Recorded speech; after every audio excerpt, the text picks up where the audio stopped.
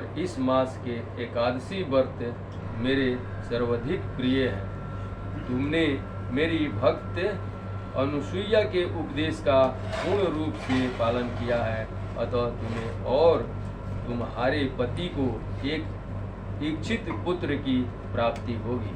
देखिए भगवान अनुसुईया जो बताई है, अनुसुईया माता बहुत बड़ी सती थी और उनके बताए हुए मार्ग पर इन्होंने चला और भगवान वहाँ स्वयं प्रकट हो जाते हैं और भगवान प्रकट होकर उनको बता देते हैं कि आपको ऐसा पुत्र ने आज्ञा मानने वाला, आज्ञाकारी पुत्र तो बहुत होते हैं मगर जो आज्ञाकारी पुत्र होता है सबसे श्रेष्ठ होता है।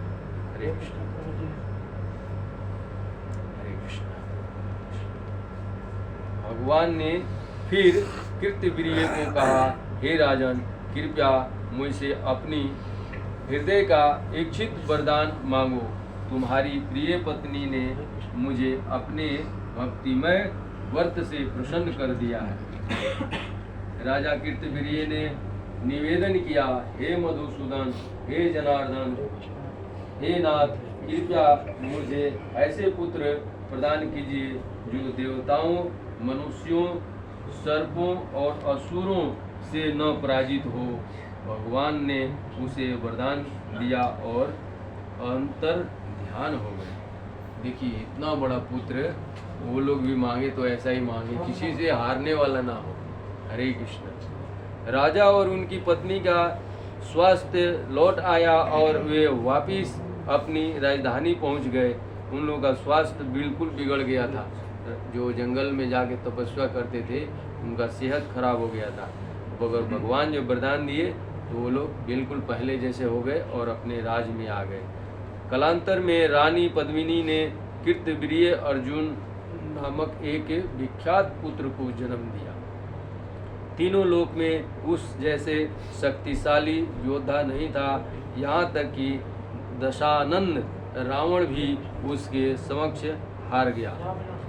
रावण इतना बलशाली थे, उनसे कोई हारता नहीं था। रावण सबसे बलशाली आदमी थे, सबको पराजित कर दे। नाम क्या बोला? ब्रह्मा,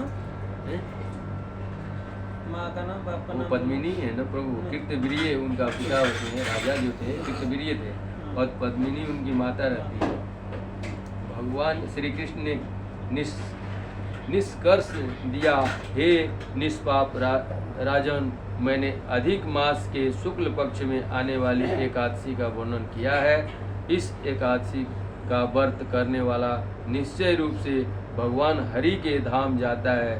भगवान श्री कृष्ण के उपदेशानुसार महाराज युधिष्ठिर और उनके परिवार के सदस्यों ने एक साथ अधिक मास के शुक्ल पक्ष को एकादशी का व्रत पालन किया। पद्मिनी एकादशी का श्रद्धापूर्वक पालन करने से मनुष्य का जीवन गौरवशाली हो जाता है।